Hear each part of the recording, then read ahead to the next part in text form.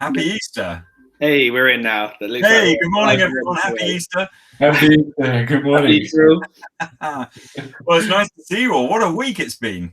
It has. And we've got all three of us today, which is nice. All three of us. Yeah.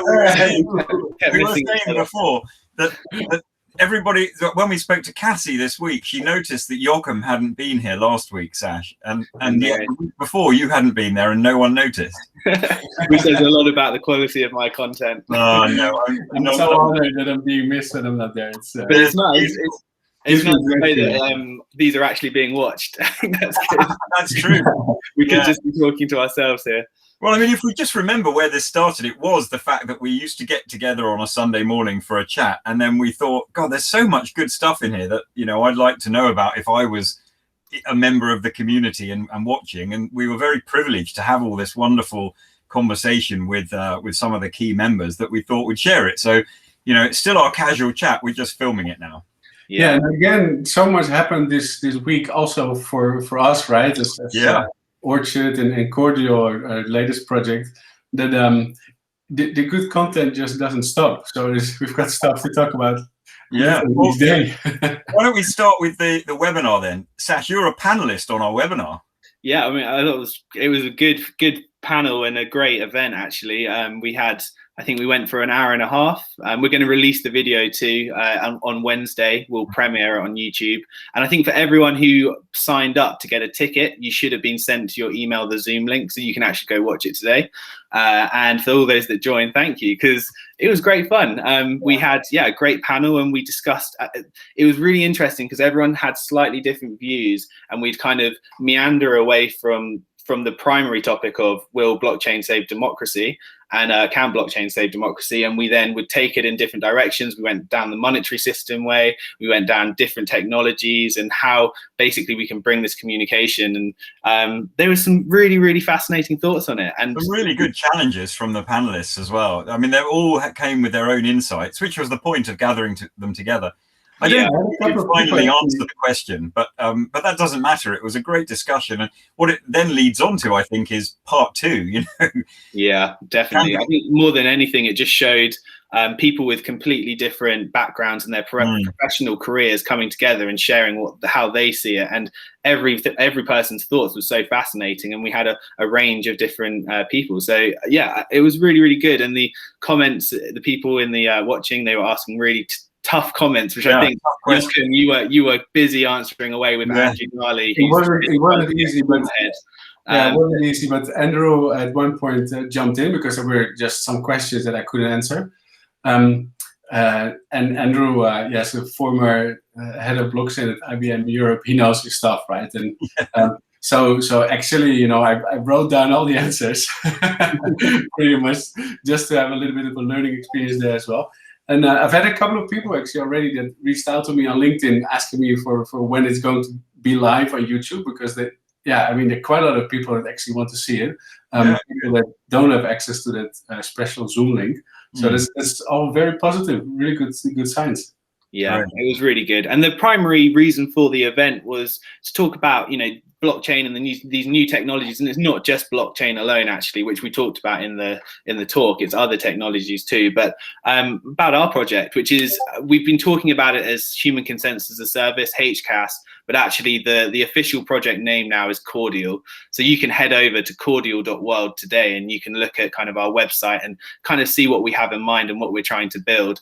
But it certainly was really interesting to get to talk a little bit about this project, hear everyone else's thoughts, and ultimately we're trying to build a way in which we can connect knowledge seekers, which could be institutional, government and individuals, with knowledge creators, which would be everyone from ourselves to individuals all around the world, and giving them self-sovereign identity. So we hand DIDs to everyone, the ability, like Profile, them having the ability to build up their credentials, which will take us nicely onto probably CreDA as well next. And then with that, using AI to match them with knowledge seekers, and then take them down this kind of processing route of providing data for a specific problem and a challenge, giving consensus at the end, be it what's the overall opinion, and that can then help guide things.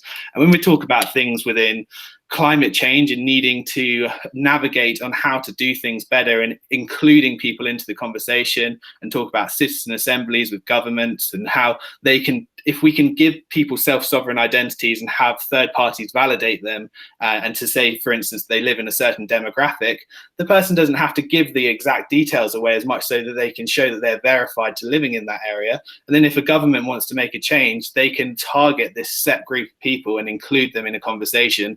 And the knowledge creators, the people who provide the data, would be paid for their time. And then the knowledge seekers who pay for it, they would in return get some data which would be really useful, and it would help guide their decision. So we're really excited about Cordial. You can go to cordial.world, and yeah, again, some of the panel that we had, I think they're going to probably play more and more of a part. Obviously, Andrew and George are already on the team. I don't know if we want to talk about George actually. Well, in a second. I think just picking up on your point though, Gillian is very interested. So, you know, she is a really important player in the world of blockchain, has got some amazing qualifications and some awards.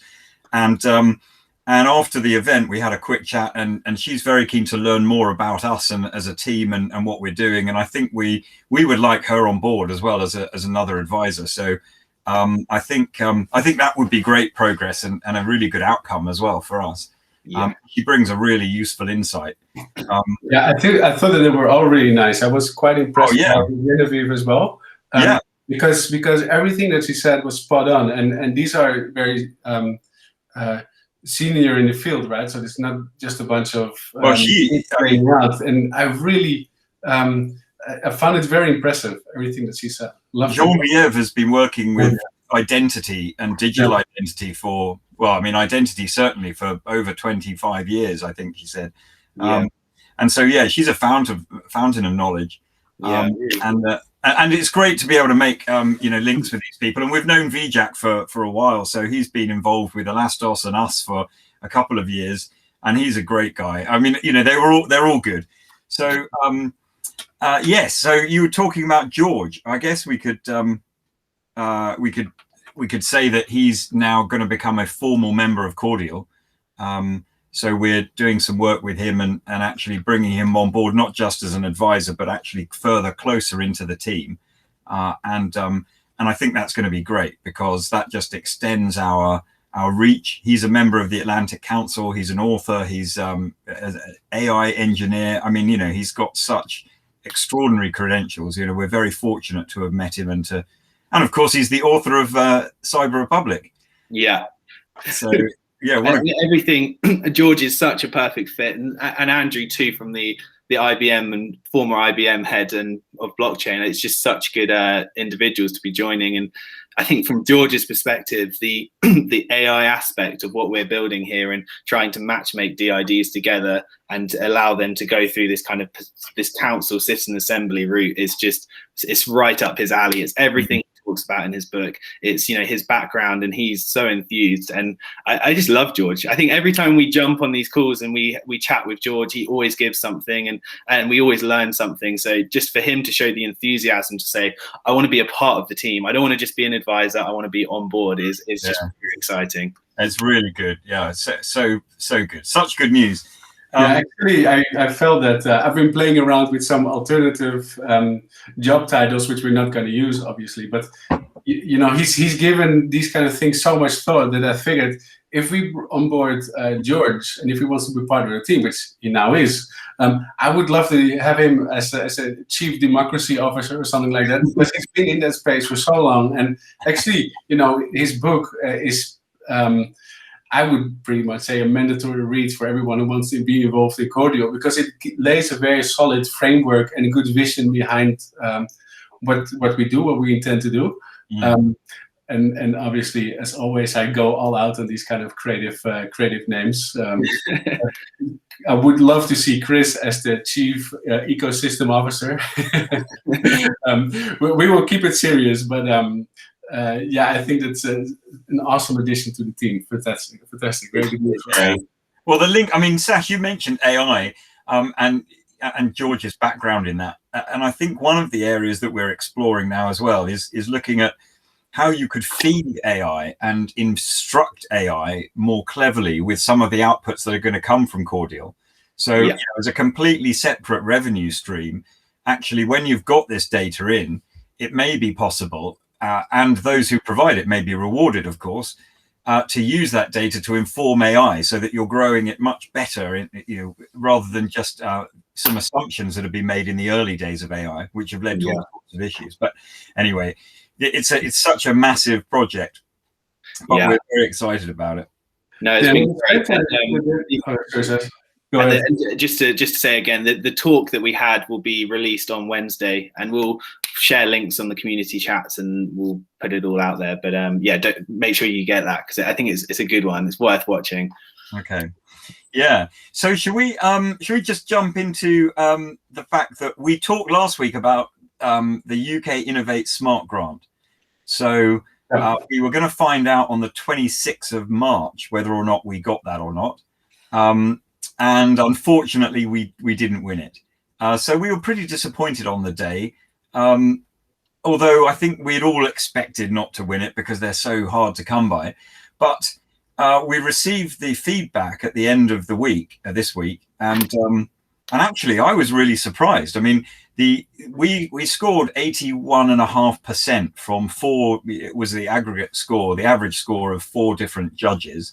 Our lowest score per section was 7.8, so 78%, and our highest score per section was 88, or 8.8 out of 10.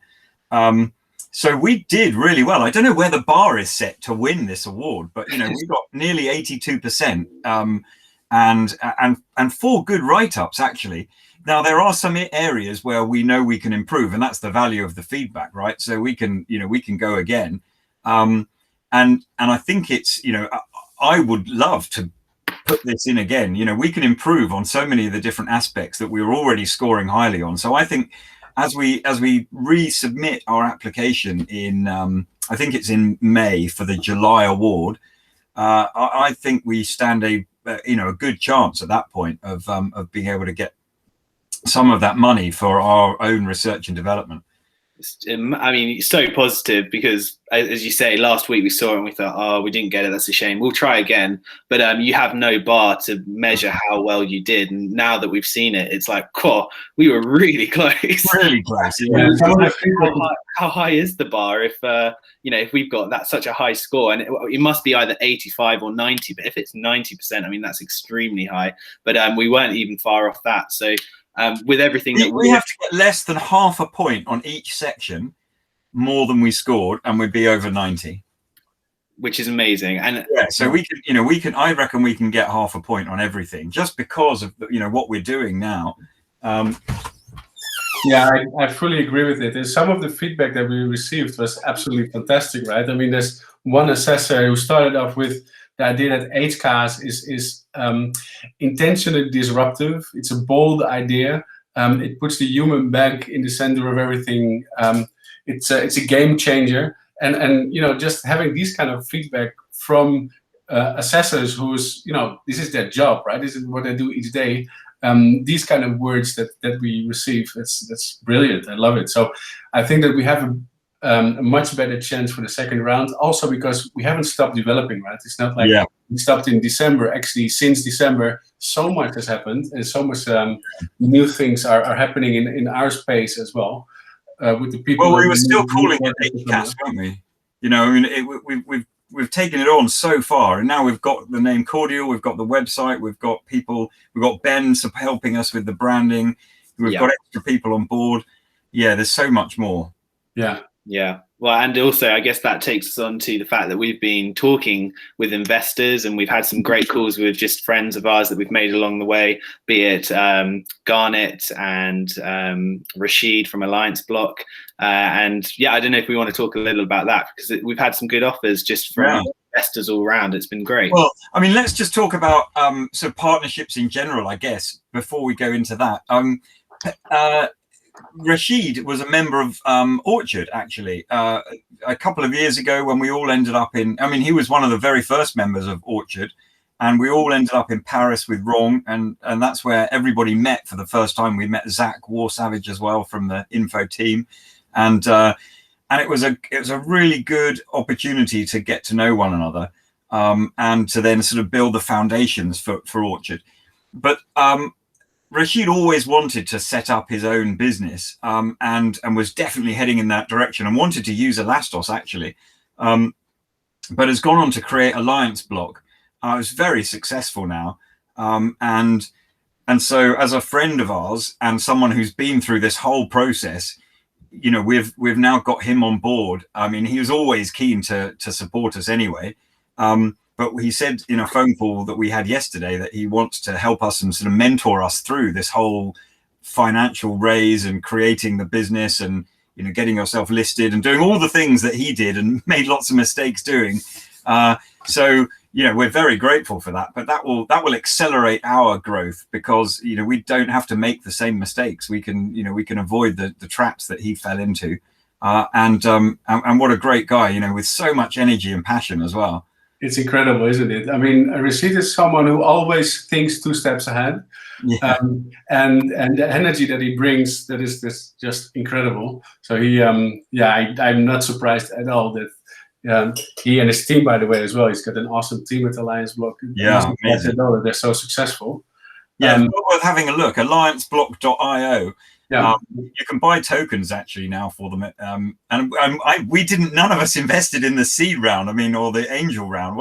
I didn't. I tried, but okay. Well, I mean, I think we were just so busy doing stuff for Elastos actually that I didn't even clock the invitation. Joachim, you were on it. I remember you saying to me the ICO is coming out today. If you wanted to jump in, and I just kind of, this is where you need to be. This is where I need to be. Yeah. I didn't really think too much at the time, but obviously now it's, you know, 100 million plus market cap Alliance. Amazing. Yeah. And they're going from strength to strength. And Rashid talked a lot about the DeFi tools in which they're using and what they're bringing to market and how that would help us. And he just went on to tell us, you know, the way that we should set ourselves up, the kind of steps we need to take. And then along those steps, he was like, yeah, I'll connect you with this guy. I'll do this. If you need this, just let me know. And it's just like, this is exactly what we need to have. Amazing. You know, someone who's gone through it all, they've got all the experience to now. And it's really driving the timeline now as well, because we were saying, well, we've got, you know, this is our 3 to 6 month plan. He's like, no, let's crack it, let's do it. So you know, we're gonna be driving hard over the next, let's say, 2 or 3 months. These are going to be, in Rashid's words, and I know he's right, 18-hour work days for all of us. The 4 of us now, and we might need some help at some point from anyone who's interested. But these are going to be very exciting and very intense days for us. I think weeks, months. Yeah. I mean, what we really need to support our our traits and attributes is a good coder, really, isn't it? You know, we need a developer. So I mean, I wonder if there's one in the Elastos community that might want to help us out. Yeah, we've certainly got Anders and John from the great team, and it'll be interesting to see which kind of direction we head in as far as where we're building yet. I mean, we obviously want to incorporate Elastos in. I think we need to figure out what the best route is and how to go about it. But also, what this is highlighting more than anything to me is how we need to have an incubation hub within Elastos, because I can understand we could say, oh well, it's Cyber Republic, but right now that's not happening. And if a team is needing 100 to 300 grand to get kickstarted for an idea, I don't think the Cyber Republic's going to do that. And this is, you know, from the investors that we've spoken to, that's the amount that which they're saying, you know, we're happy to give you that in exchange for a set amount of tokens to start off, or as, you know, in exchange. And actually, we don't really have an incubator, a proper setup incubator. And I know that's kind of where the charity idea came from, Chris, and the foundation only want to do core infrastructure. But it's kind of concerning when you look at then all these other projects which are offering big amounts of money to teams to go build with them. And then it just feels like that's lacking in Elastos. And you need to take some risks with some startups. And we're seeing it now, aren't we? You know, we are basically out shopping, aren't we? You know, we could build anywhere. On anything, and ultimately for the consumer, it's not going to matter. They won't even know. So, you know, we've now got some really big decisions to take about where we go and which attributes of which blockchain we could use and how we would do it, and how, what if you built on one particular one, how quickly could you accelerate? Where's the market in the crypto space versus in the wider world? Yeah, there's some big questions that we're going to have to answer quite quickly, I think. But yeah, you're right, Sash, and that's what the CR 100 was all about. The list of 100 ideas that that would be developed, and the CR 30 was meant to be a team that's kind of pulled together. Yeah, EU30, and voted on those, and actually that was sort of my impression of what the money was meant for in the Cyber Republic. But anyway, we've taken a different journey, but we now know that there's more available in the F. We've talked about it before. But wouldn't it be amazing if Elastos had an incubator? That would be great. Or it's like even an IDO set up as well for the Elastos ecosystem. Yeah, that would be really things like PokerStarter in these projects, which there's so much demand right now in this bull market. People are they only let a select few people into these IDOs, which makes it so much more worse because you have this demand to want to get in. Because that I was a part of the Superfarm IDO, and it was crazy, and the immediate turnaround, because they sell such cheap tokens to a very few select people who win it, but then it goes straight onto market, onto dexes, and everyone trades it and it shoots up. And we just don't have anything like that for Elastos, and it would be so cool to see something in that way, and maybe down the road that's something which we can provide. But right now, it was one of the, and it still is a core fundamental of what I think what Orchard Creative should be, which is an incubator, and a site where young businesses can come and we can provide advice. But the reason we're doing our project is because we need to have done one in order to give some advice, and then we could be the Rashids of the future. But that would be great within the Elastos ecosystem. But it's going to take us a year or 2 years to get to that point. So we'll see. I mean, but you're right. I think it's what's lacking. There's a little bit of a frustration behind this as well, right? I mean, we don't need to talk about it for too long, but I've got a really interesting practical example of this same situation, because I got a call yesterday from someone who I know who used to be the CMO of Zilliqa, which is a pretty cool project. Well. Now, from my network, and obviously in the university, there's a lot of entrepreneurship going on. There's one particular student who is doing an amazing job. And normally, in the ideal situation, she would be presenting something in front of something that's Elastos related, because she will be able to start that business in a couple of months from now. And now what's going to happen is that obviously we don't have this infrastructure in place. And she's going to present that to the board at Zilliqa, which is a pretty, sorry for the sound, my cat is playing behind me. But that's a miss. And obviously, I don't personally, for me, it's more about the business model than on what kind of blockchain is built.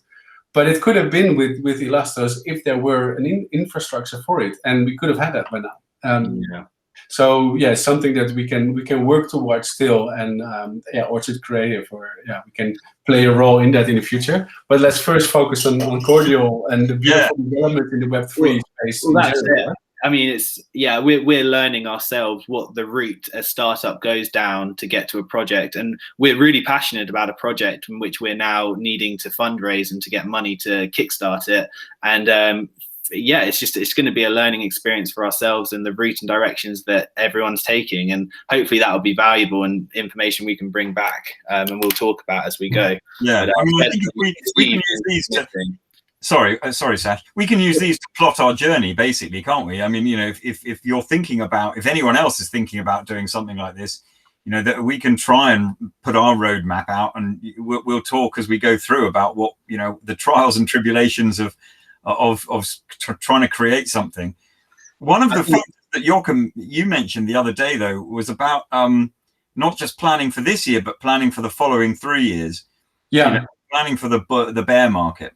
I talked with some other really interesting people in the crypto space, and my question that I had for them was, so how are you going to prepare for the bear market? Because we know that the bear market is coming, and it can be in 2 months, can be in 4 months, but we've all been there, right? So we know that the bear market will come, and we know what it feels like. I mean, it's not going to be pretty. But if you run a business, you need to be prepared for that. And the bull market is there for us to be able, for anyone who's in the space, to be able to prepare for the bear market. And I think that it's right that in the bear market, that's where the real money is made, not in the bull market. Because in the bear market, that's where you build, you develop, you make your connections, and for investors, where you buy your coins. Unless you're early on in the token sale, obviously. But and I think that we will have a strategy in place for that as well. So we have to. So we will continue chasing those grants, for example, because what we do is very innovative. We know now that we have a good chance on getting grants because we scored really high. So we know that the crypto route can never be the only route, and we need to be prepared, because if you don't prepare yourself, then the only alternative is to sell your coins in the bear market, which is not beneficial for your investors and not beneficial for you either. So no one wants that.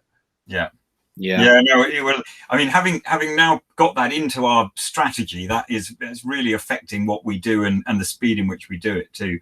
So that and actually that's a lesson that we've learned, to give Wrong and Elastos credit.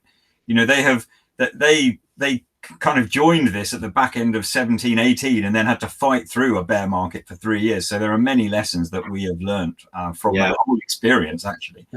I think bull markets provide windows of opportunity, and for Elastos, as far as the timing, it was right on the tail end, but they got in on the window of opportunity, and it went into a bear market, which was pretty nasty. And I think now we're going to see, as we are, the price lift, but we'll see it continue in this bull market. So it's certainly, it's a hard one. It's horrible bear markets. We've all been there and we've all gone through it, and trying to mitigate as much potential pain is very wise now whilst we have the opportunity.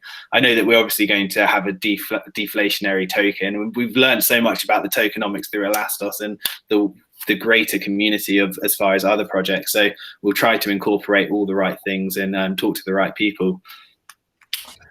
Talking of founders and the sort of the great work of Elastos, we haven't mentioned Feng for a while, actually.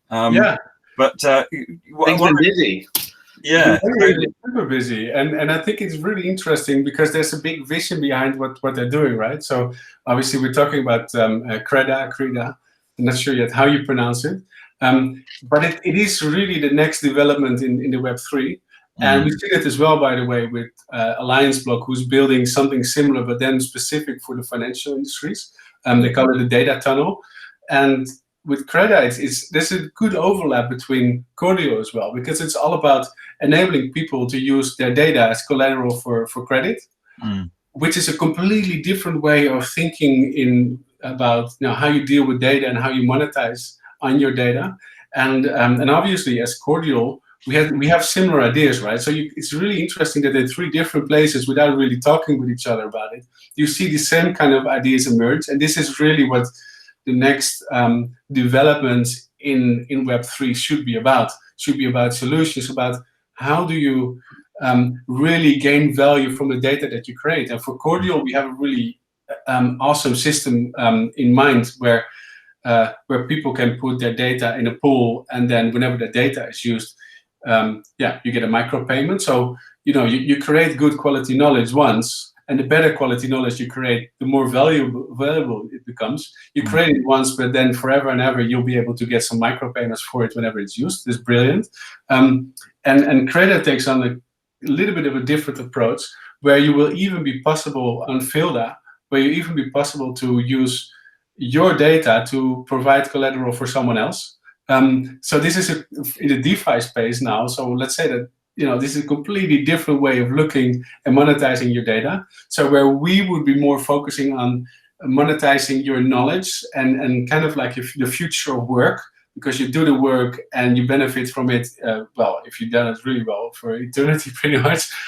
They focus on the credit that you can connect to your data, which is, I find it very inspiring. Yeah, so ours, a couple of years, but it will be very interesting. So I think, you know, for us, it's about the reputation that you build up as well, isn't it?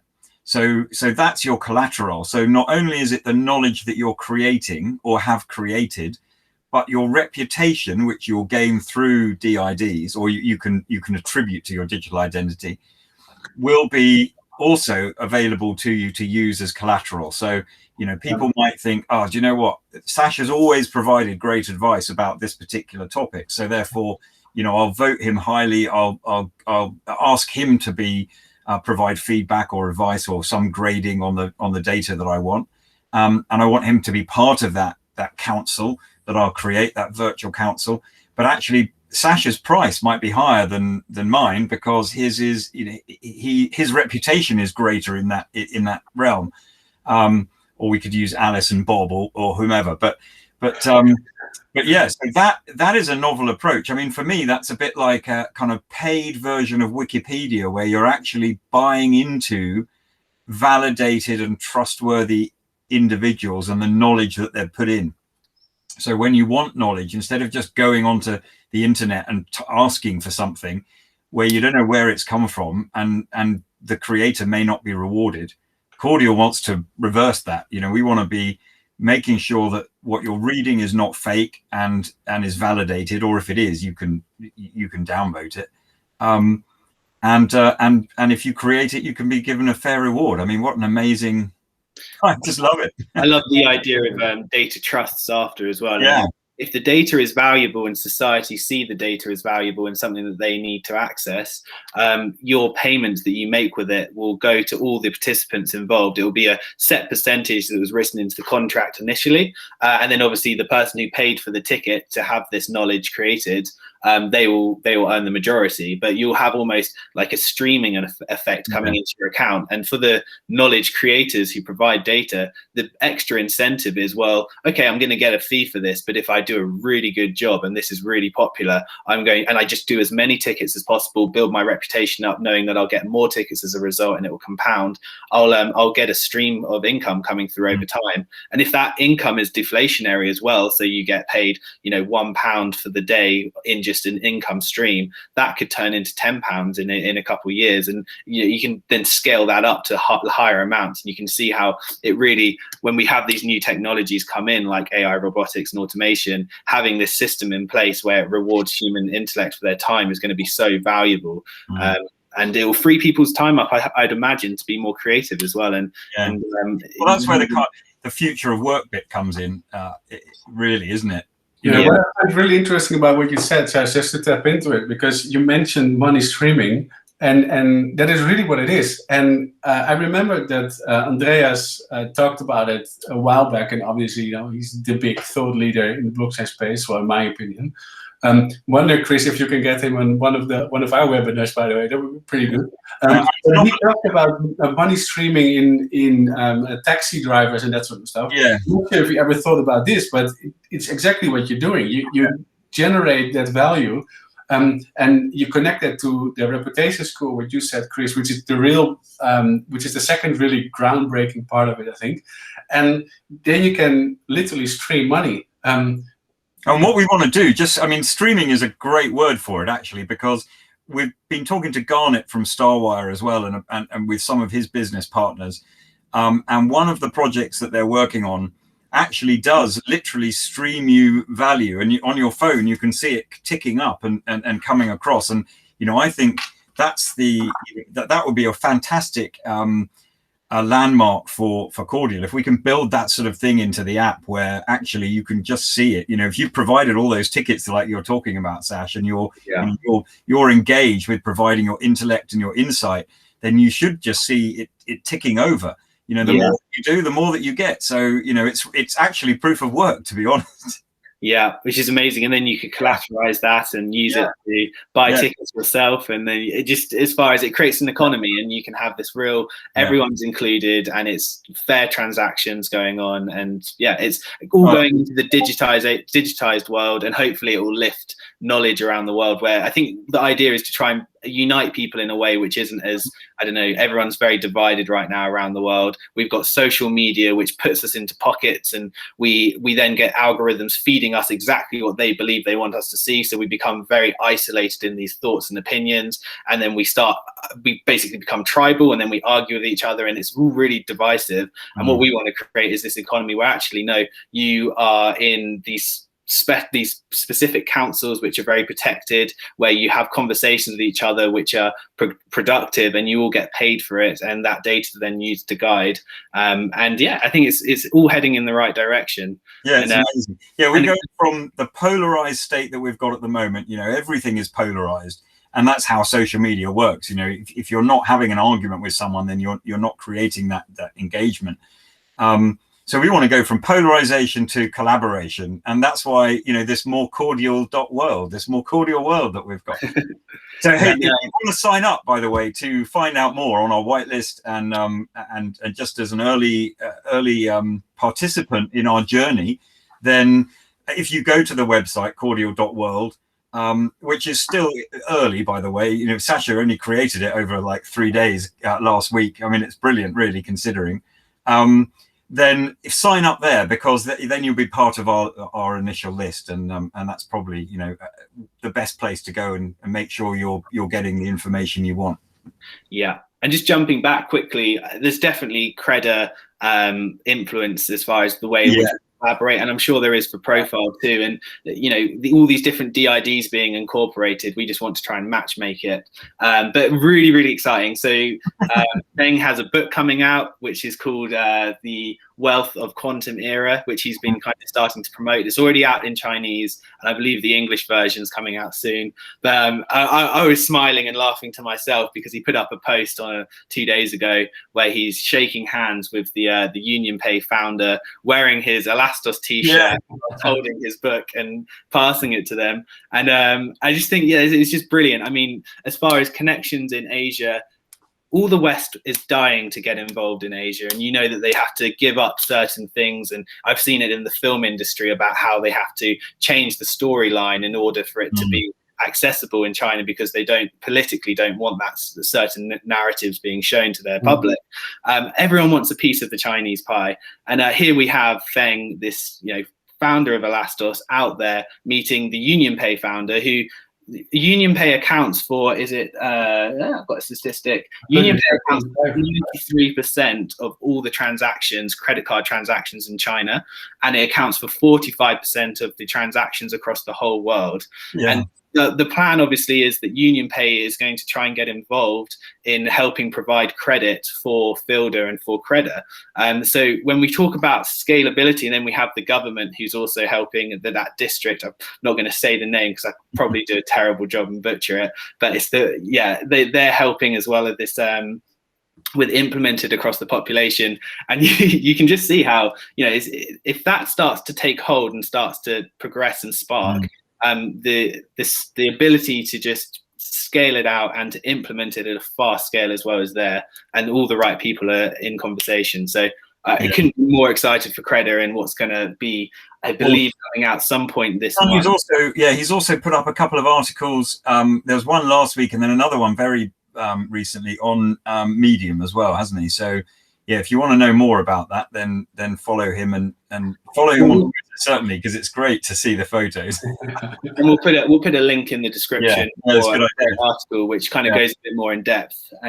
But yeah, very exciting. You know, we've got Elastos, Filder, and CreDA all coming. We should have a call with Sonny soon. We should set something up. That would be brilliant. We'd really enjoy that. And then I guess if there's anything else cover, it will be the fact that there was a DID release and an update on where the DIDs are going for Elastos, and they all look really good.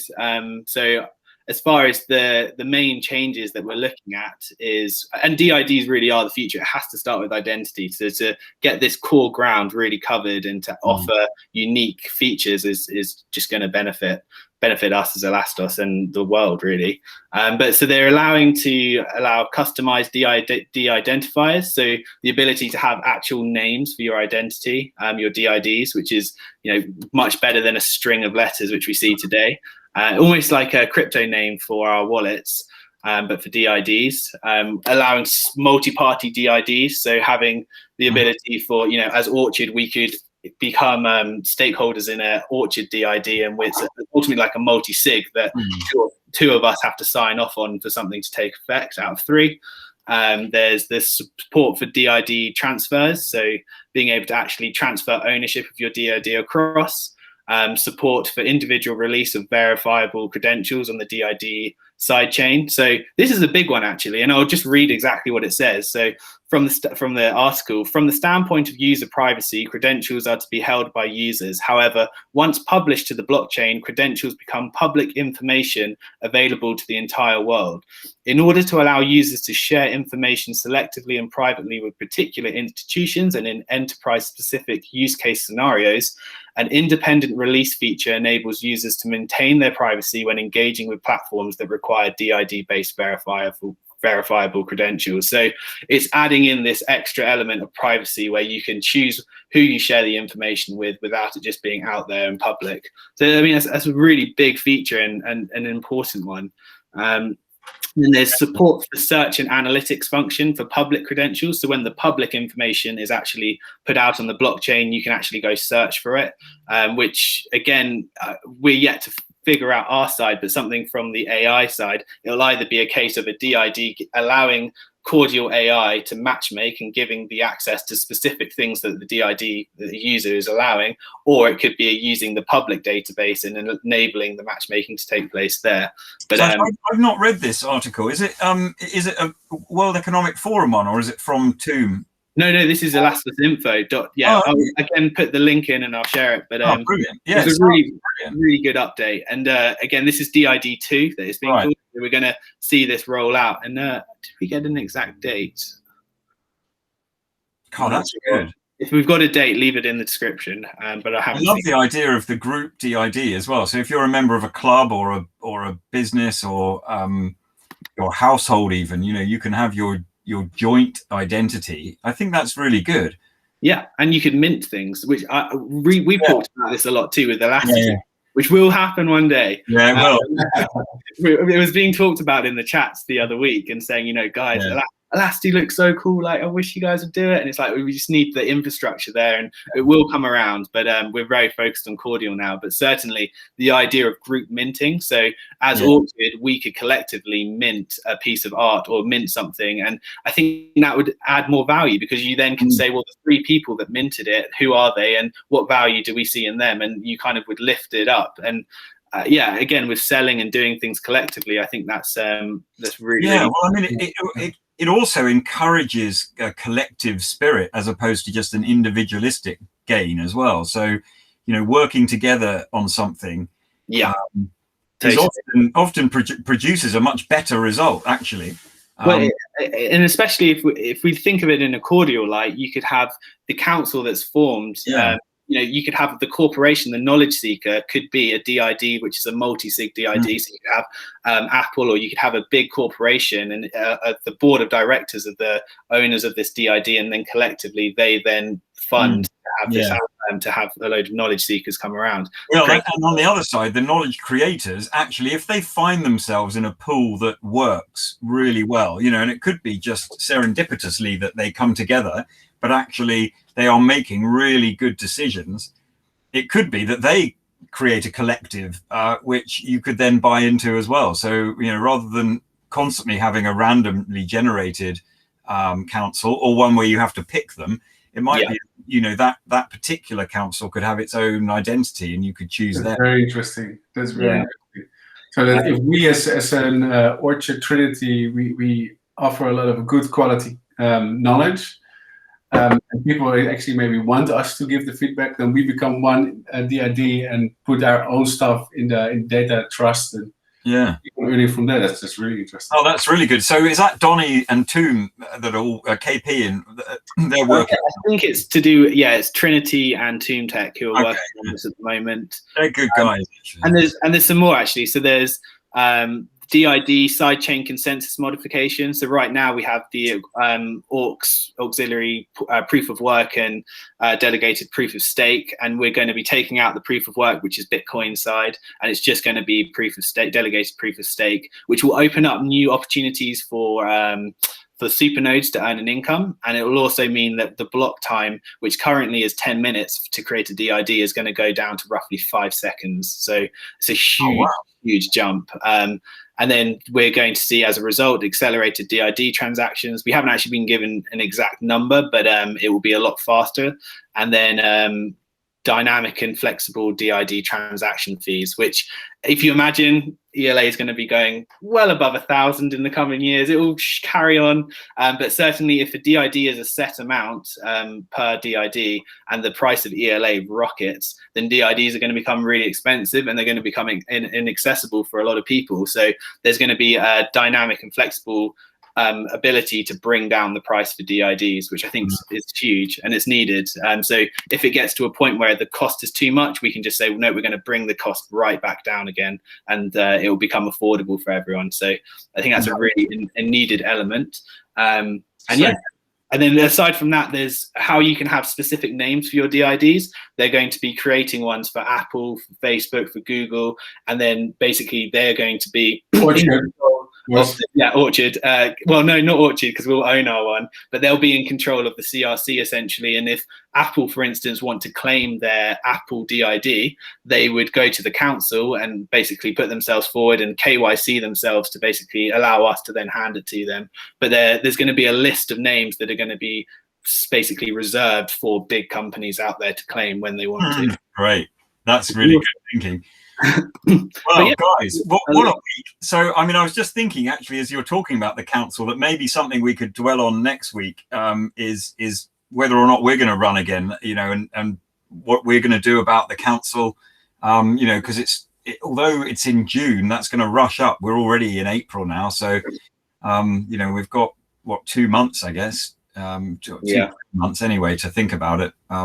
It's quite amazing that a year's gone by that fast. Can't believe it. Yeah, I can't believe it. So much has happened. But yeah, we'll have another jam-packed session next Sunday, I'm sure, because so much stuff is happening in our weeks at the moment that yeah, we're bound to have a list of good things to chat about.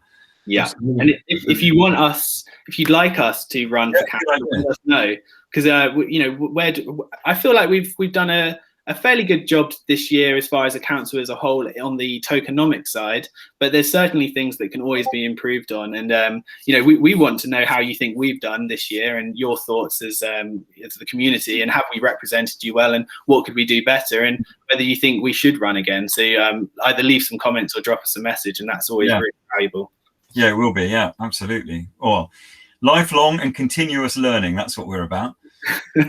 Brilliant. Okay, well, yeah, guys, it's been a pleasure. We'll get the links up in the description below. We've got the event for the Will Blockchain Save Democracy that will be coming out on Wednesday, which we'll be posting on the community chats. And otherwise, yeah, like and subscribe. Let us know your thoughts.